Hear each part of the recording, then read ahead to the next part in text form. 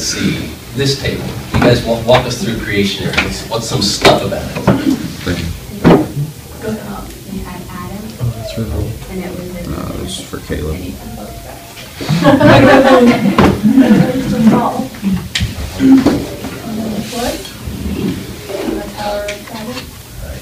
The creation, fall, flood, Tower of Babel, main characters, Adam. Some other main characters? Did you think through what those things are? No. No. Look at this table. You're going to be on the table here, so. And what are the places that are involved?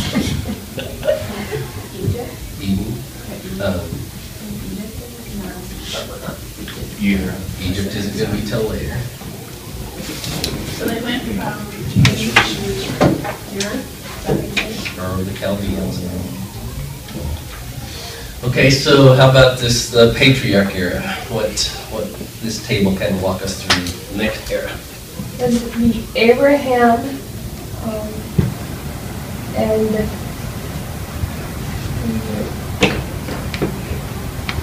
two father people to represent God. Right. So we start with Abraham, and we end up with the whole nation that's representing God. Who are the other patriarchs involved in that?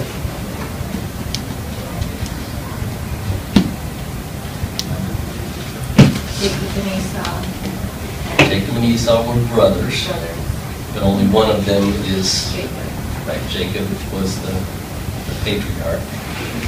So this is something to get clear, because Abraham has two sons actually, which are Isaac and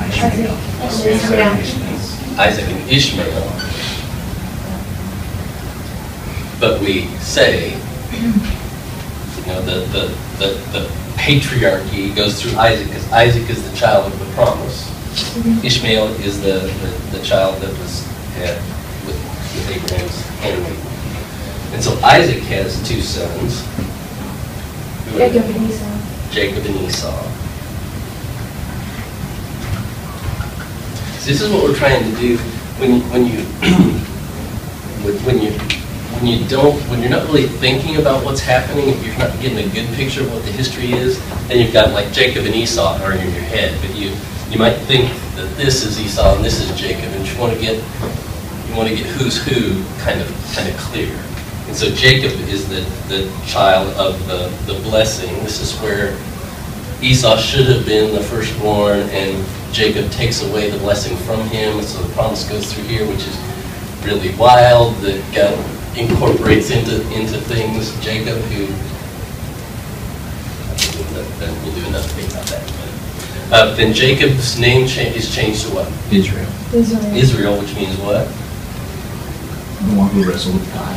One who wrestles with God, which is a naming. And throughout the Bible, you find this naming thing happen where Jesus renames Peter from being a stone to being the rock upon which things are built on. And naming is a part of not just marking some neat thing that Jacob wrestled with God. But Jacob is a wrestler. He wrestles with his brother. He wrestles the blessing away from his brother. He wrestles with his father-in-law and wins in that. He's this kind of, he's a scrappy guy. He's a scrappy guy. Israel has 12 sons who become the 12 tribes of Israel, and that's what the whole patriarchal period is about. He said, you do that. But the thing I wanted to highlight was that when we start, we say, these are the patriarchs, and then there's this story that you kind of got to incorporate in there, and then there's this story that you kind of got to incorporate in there, and you build from what you know and from the history and the fascinating stuff going on here to go, oh, wait a minute, what's this? And you learn and you grow as you get bigger pictures of what's going on and all this stuff. Okay, so what's back table back there? Give me this era. Exodus. Period of the Exodus, and what places are involved here? Egypt.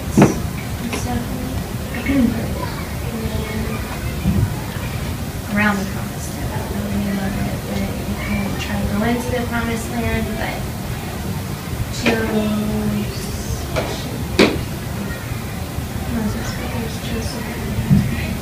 Caleb, anyway, the two spies. Joshua and Caleb. Joshua. Try and go in. Okay, so let's go back. So who's Joseph? What's the difference between Joseph and Joshua? Who is Joseph? Joseph was the ruler of Egypt eventually after his brothers sold him into slavery. Right. And So Joseph is one of these guys. Right, yes. That's Joseph. And then Joshua helped the Israelites bring down the walls of Jericho. Right. Joshua Yeah. starts kind of as an understudy of Moses. He's basically one of the faithful people under Moses, and becomes and goes from there. So. Right. So there's Joshua. So Joshua appears in this story, but he's going to be more the head guy in this story. So walk me through what we start in Egypt, and where do we end this period, this era? Where do we end this era? In the desert. Right. Right. In the desert wanderings. So we come out of Egypt, crossing of the Red Sea, try to go into Canaan through at Kadesh Barnea, failing that, and wander around on the Sinai Peninsula. On the Sinai Peninsula. All right, front table here. Conquest. That's Who are some of Joshua, Joshua. and in Canaan is where it happens. And he leads the conquest to the promised land. And how is that kind of done? What's his strategy? He, don't they go, isn't that where the time of wandering happens? No, that happens here. Okay, then that's when they go back and conquer it, right? In Right. conquest. He takes over after Moses dies. He takes over after Moses dies. And basically what happens in this era is there's two things that God really does, and then then there's kind of a strategy that they have to conquer the rest of the country. So what are the two things that God just miraculously makes happen? Jericho. Walls of Jericho, and prior to the walls of Jericho, before they get there to get into the land, Oh, was it him that they? No, they got it. Oh yeah, Oh, they split the was a crossing on the Jordan. And so in this conquest period, God miraculously crosses the Jordan to bring them into the land, brings down Jericho, and then they continue through, cut the land in half, conquer the southern half, conquer the northern half. So it's that whole thing we talked a little bit about how often when you're in the middle of something God wants you to be in the middle of, there's things that he just acts and makes them happen, and then you're left trying to figure out, why don't you just clean up the rest of the mess, But that whole God's part and our part is really showing. Okay, so Matt, the next period. The Judges era. Yeah, you got That's this. with Samson, and I mean they're still in the promised land, and that's like the 400 of all these years, and the judges are kind of like the leaders. What's kind of the cycle that happens over and over again? They have these leaders who say don't do this, the people decide to do it anyway, and they are captured, and then God delivers them, and then that just continues over and over again. Yeah, before Moses died, he said, hot. Bronze. Oh, yeah, that's right. Right, yeah, there's this cycle over and over again of calling out for them being in a difficult situation. And the difficult situation typically is the people of the land are bothering them. They came into the land, they were supposed to throw the people out of the land, but they didn't completely do that. And so the Midianites cause them trouble. They cry out to the Lord. God raises up Gideon to deliver them. As long as Gideon does deliver them, as long as Gideon is alive, and leads them well, they do well, and Gideon passes away, and they stop following God, and somebody else comes over. In this kingdom period, the four things we've got to work with is, what's the first of the four ideas that we're going to hang remembering the kingdom period on?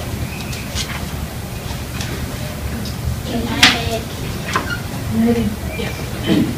Kingdom is one foot. There's the United Kingdom and the divided kingdom. So initially, the 12 tribes in the land of Canaan, they go in the land of Canaan and they divide up the land, and it becomes the nation of Israel. So our land name has changed to Israel. And it's all united under all 12 tribes are united under one kingship. And the first of those kings is who? Saul. And what's the basic, what's the basic story of Saul's kingship? Well, for when the people wanted to be like other nations and wanted a king, they wanted Saul because he was tall, I guess, good looking, and he was kind of beefy and whatnot. So, he had all the appearances that the Israelites wanted. So then Samuel anointed him, oiled the ceremony, whatever else, for him to be king. And then, what was his kingship like? I guess eventually he became kind of bitter. I'm trying to remember, like, from cartoons I used to watch as a kid. Right. Yeah, he tried to kill David so many times. Yeah. So he ends up trying to kill David. So Saul is chosen by God. He's chosen by God. This is one of the things that shows up in Scripture. God gives them what they want. He's not necessarily, it's not like God goes, I'll give you the best king that you can ever have, but he gives them what they want. And so our little Sunday school stories, we tend to know about the selection of Saul, and then we tend to know about him being upset with David and trying to kill David and trying to hold on to the kingdom. But what do you know about his kingship itself? How was Saul as a king? How did you think about it? He was, Samuel would see that he would disobey certain laws that God set, or that God told Samuel, and Samuel told Saul, and then that Samuel would just tell him that God is going to replace you with someone else, and then Samuel starts confronting David, and Saul knows about it, and that's when he starts getting really bitter. More from Sunday school. Yeah, that is true. You see Saul, in some real senses, trying to be a good king. And this is where I said Samuel comes into the story much more than you have any idea. Because Samuel has the direct line to God and is listening to and obeying God. And he keeps bringing to Saul what Saul needs to know. And Saul, well, he is and he's not. He's just not great at it. So Ophir brought up that there's a point in which you see Saul trying to be a good king, but concerned more about, he's more political than he is right. Like he tries to figure out, okay, there's a point at which Samuel communicates to Saul, God has taken the kingdom from me. You know what that point is? Why does God take the kingdom from Saul? There's something after battle. He let someone survive or something. He didn't, I guess, what was it? No, it was a sacrifice that Saul, I guess, it had to do something with a sacrifice. Either he killed all the cattle or he left some alive. I can't remember, but it had to do something like that. Anything else know? You got all the right information. Maybe when he's wiping out an enemy city or something like that, he took all the livestock, instead of killing it all like God told him to, he sacrificed it to God. Is that what it was? That is exactly what it was. Was God had, so Saul is listening to Samuel, and he's, in a sense, trying to do the right thing. God says, in this place particularly, I want you to destroy not just the people, but the cattle and everything, like just get rid of it. And Saul saves the cattle. Didn't he spare life as well? There may be other places where he does, but in this situation particularly, because what Samuel says to him is, Samuel comes to Saul and says, you didn't do what you're supposed to do, so God has taken the kingdom away from you. And Saul says, yes I did, which is so much what it's like for us when we think, yeah, I did. I just kept these, and I'm going to give them this as a sacrifice to God. So Saul says, yes, I did. And Samuel says, well, what is this lowing that I hear? And that's the little phrase. What's with all these cattle that I'm hearing? And Saul says, I'm going to make a sacrifice to God, which. Who knows if that's what he was going to do? Who knows what was in his heart? But when you start to see the next thing that's in his heart is Samuel says this, because you did not follow the word of the Lord, the kingdom has been taken from you. And so what would be an appropriate response to that statement from Saul? Okay. You know what Saul's response is? Saul's response is, okay, but can you just come back with me and we'll make the sacrifice in front of the people so it looks good. So that it looks good.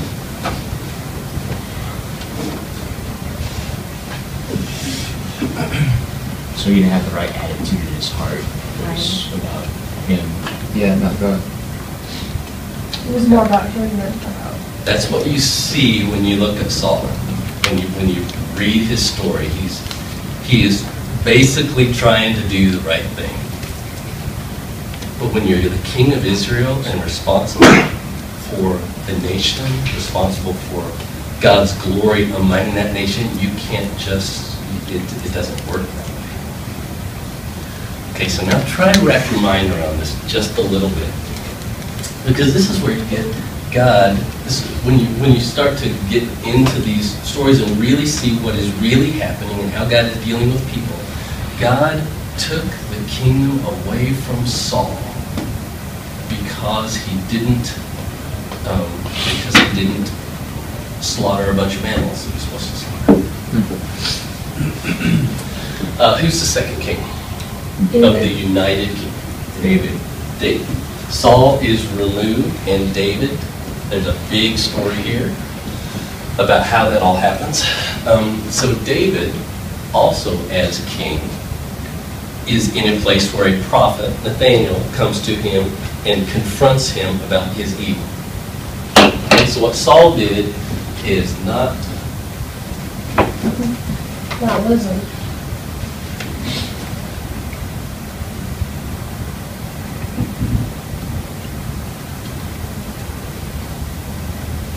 not sacrifice cattle, and the kingdom was taken from him.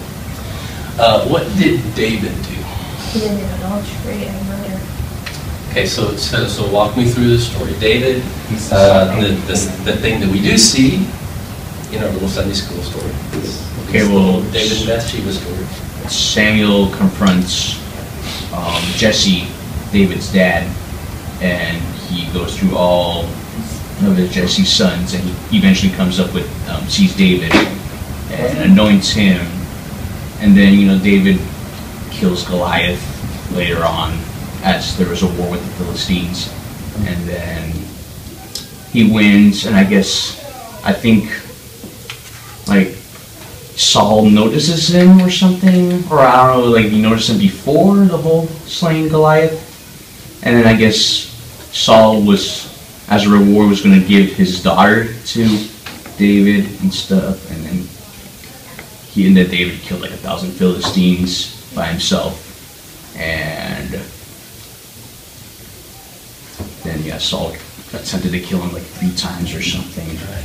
So if you have lots of the story pieces in place.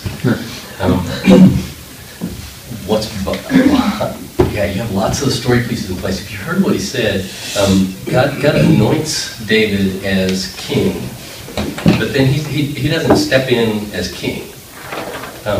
This is a really, if you're involved in what God's doing in your life, this kind of thing happens. Because God anoints David as king, but David isn't set up as king. And then the Goliath thing happens. And David, wasn't he the youngest son? He was the youngest son. Yeah. And he shouldn't have been on battle in the field of battle. And you got in the whole David and Goliath story, it is true that David was out to, he says, why are we letting this uncircumcised Philistine taunt the armies of the living God? Somebody needs to stand up to the guy. He says that, but he also says, what's the king going to do for the guy that takes out Goliath? And finds out, it's when he finds out that he's going to get the king's daughter so there's these mixed motives about why he's stepping into the whole Goliath thing, which he's just this real guy. It's like, can't talk the armies of the living God, and what do you give me if I go take care of this guy for you? And then you have how does he? Well, Fear can't answer this. Somebody else. Okay. So how does David get into the court? How does he get connected to Saul? By becoming Saul's basically a musician, right? Right. When God turns away from Saul and rejects Saul as king, he sends an evil spirit to torment Saul. So Saul is demonized, he's tormented by a spirit, and music soothes him. And so that's how David gets into the palace. You see, this whole thing of God is moving David into the kingship, partly by saying so, and there's part of it that he does, and there's part of it that God does, but it's just this whole David participating in a wacky way with God through these dysfunctional relationships and opportunities and stuff, which is so much like the life that you're going through. David becomes king, and the whole story of David and Bathsheba is this. It says, one of these little statements, it says that during the time when kings went to war, David didn't go to war. He was at home, hanging around, so he'd become kind of fat and happy, sees Bathsheba, has relations with her, and that could have been the end of it, but she gets pregnant. And so it's not the end of it. And so what are the things that he does He tries to get Uriah to sleep with her first. Yeah, first thing he does is he brings Uriah home and says, hey, thanks for all you're doing and all the great stuff you're doing on the battle. And Uriah says, I'm not going to go home and sleep with my wife and eat and stuff. I'm going to stay here at my post. And so he fails in being able to cover up that sin. So then he sends Uriah out to the front lines to die. Yeah. Right.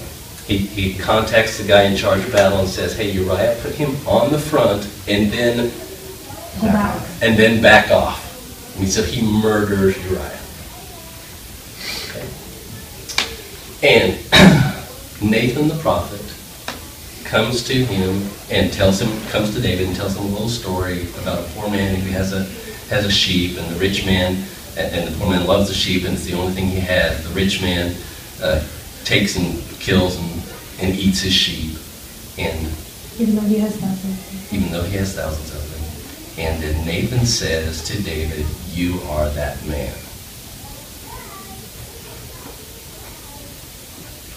Very similar to Saul's story. And David does what?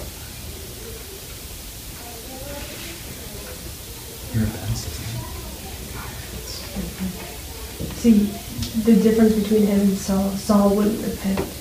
David did. That was his son. Yeah, he was his son. David commits adultery. It commits murder. Which of these are in the Ten Commandments? Both of them. And God summarily removes the kingdom from Saul. It says, no more. He removes the kingdom from him and gives him an evil spirit.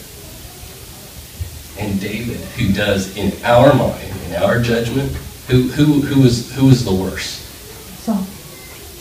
In our minds was Saul.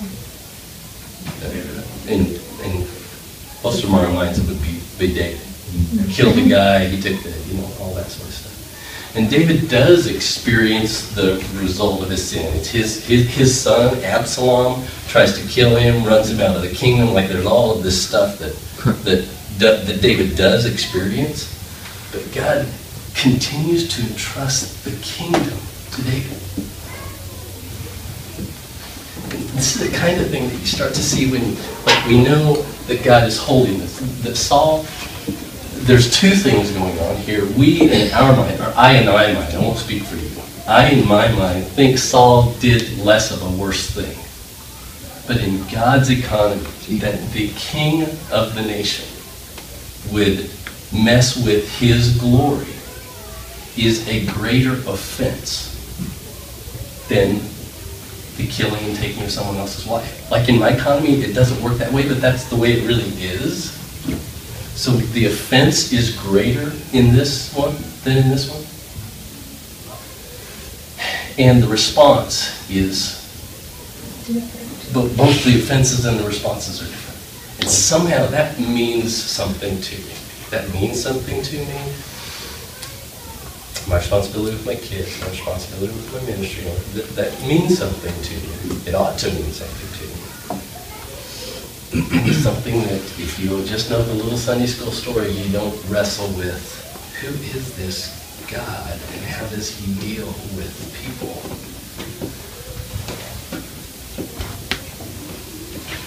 Didn't God give David 3 options before, like, since of his killing Uriah and then having an affair with Bathsheba? Didn't God give him 3 options to do or something before the whole event with that? Oh, God killed the firstborn of David. Yes, that's one thing. That was another consequence. Bathsheba's first child. Yeah. Yeah, that happened. I can't think of any. I don't think God gave him options. No, but there was like, there would be like death or something, like I guess like some sort of plague, and then either an enemy comes in and ravages their city or something. Like there's all these details in the. I'm sure you're right. You've got enough. Yeah, find out what that is and bring it next. Or also it was like for someone else.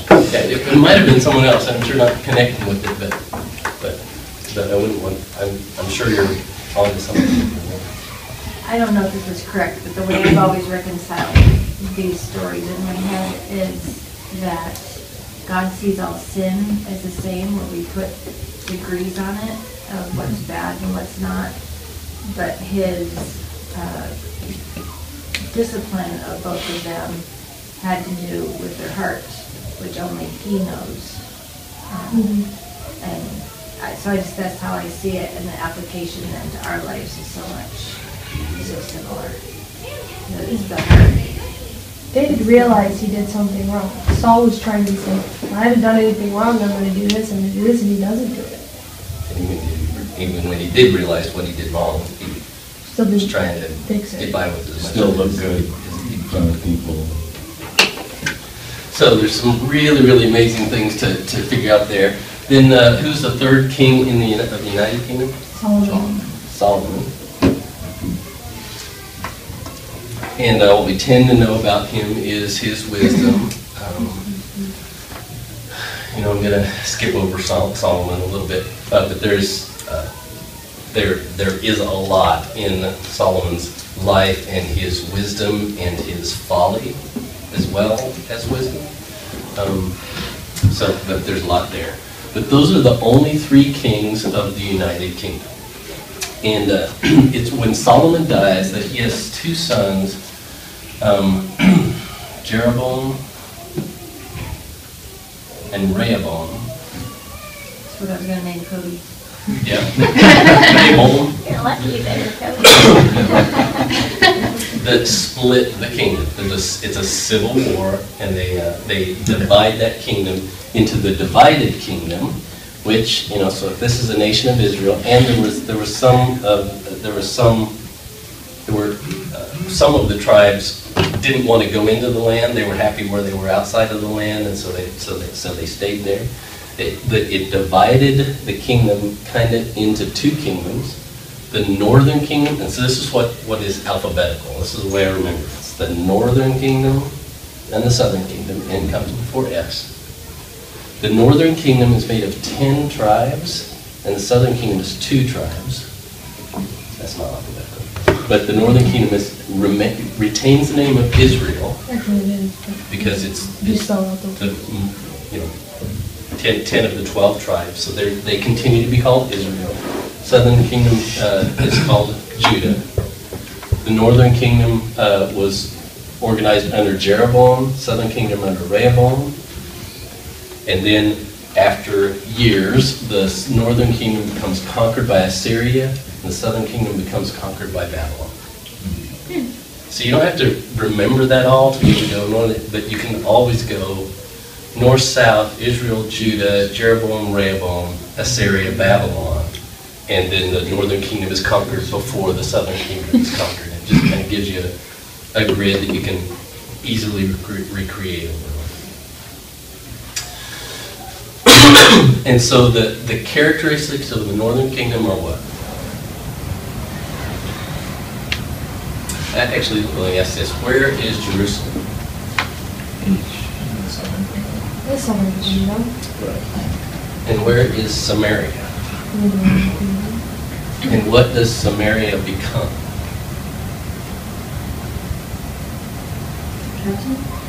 Samaritans. When Jesus meets the Samaritan woman, she says to him, we say that Samaria is a place to worship, but you say it's Jerusalem. So you see what happened here? The northern 10 tribes had a problem. God happened to live down here. And so they established Samaria as an alternative temple site, that God is now with us. And that's why you have the real, so you've got the fiercely, you've got the temple down here. And so these people do not like these people who set up an alternative. They split themselves up into Jews and Samaritans, and then they wanted to have nothing to do with each other, but they're the same people. It's the funny part. That's why the Samaritan woman says, you Jews say we need to worship in Jerusalem, but we worship in Samaria. It's because you couldn't do this, because Jerusalem actually belonged down here. Okay, so the northern kingdom never has a good king. If you read through the period of the kings, the history of the kings reads like, and so-and-so was king for so many years. He did evil in the sight of the Lord and set up the Asherah poles and did bad stuff. And you have the same thing in the southern kingdom, and then periodically, 8 times, you have a king was raised up who was not like the fathers. He followed after the ways of Moses, and he destroyed the Asherah pole, and he sought God. And so periodically in the southern kingdom, you have a king that brings the nation back to faith and leads the nation well. And that's why you have the northern kingdom is a series of the harshest prophets are speaking toward the northern kingdom. And they're like, you screwed up, I'm going to come in, and your wives are going to be raped, and your children are going to be cut out of their bellies, and it's all awful. Like, who is this God? It's this Old Testament angry God that the world out there thinks is who God is. But he's talking to this nation, and so Assyria comes, so Assyria's over here, they come in, and they take over here, deport people, import new people, and that nation is conquered. The southern king of Babylon comes in and takes the brightest, takes the young rising stars, takes the rich people, and brings them to Babylon, and then they're going to come back in the period of the exile.